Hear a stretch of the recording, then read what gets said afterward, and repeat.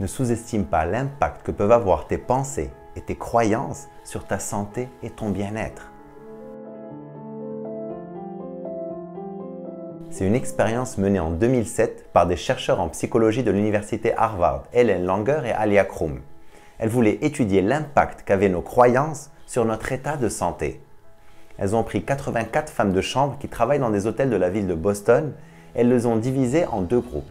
Le premier groupe, on leur a dit que leur travail quotidien, c'est-à-dire nettoyer les chambres, passer l'aspirateur, changer les draps, impliquait une activité physique suffisante pour être considéré comme faire du sport. Au deuxième groupe, elles n'ont rien dit du tout. Avant l'étude, les deux groupes avaient des résultats similaires en termes de poids, de tension artérielle, de taux de cholestérol et d'autres mesures de santé. Après 4 semaines, les femmes du premier groupe qui ont été informées que leur travail pouvait être considéré comme faire du sport avaient perdu en moyenne 2 kilos et leur tension artérielle et leur taux de cholestérol avaient baissé alors que le deuxième groupe n'a montré aucune amélioration.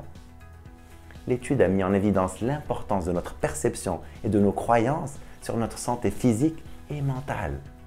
Les femmes de chambre du premier groupe n'ont rien changé à ce qu'elles faisaient. Elles ont changé uniquement leur perception. Et le simple fait de considérer leur travail comme une activité sportive les a conduits à améliorer leur santé. Ne sous-estime pas l'impact que peuvent avoir tes pensées et tes croyances sur ta santé physique et émotionnelle. La prochaine fois que tu fais tes courses ou que tu marches dans les rayons du supermarché ou la prochaine fois que tu montes des escaliers ou que tu fais des tâches ménagères, au lieu de te dire « ça m'épuise, ça me tue », choisis de croire que ça te fait du bien, que c'est comme faire du sport. Tu vas améliorer ton humeur et ta santé. On ne se rend pas forcément compte du pouvoir de notre perception. Et malheureusement, souvent, on l'utilise contre nous.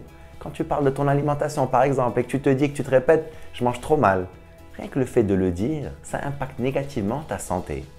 Ou quand tu traverses une situation difficile, que tu te dis et que tu te répètes « cette situation va me rendre malade » ou « cette situation va me tuer », alors que tu pourrais très bien te dire « cette situation va me rendre plus fort ». Parfois, on n'a pas besoin de changer les choses pour obtenir de meilleurs résultats.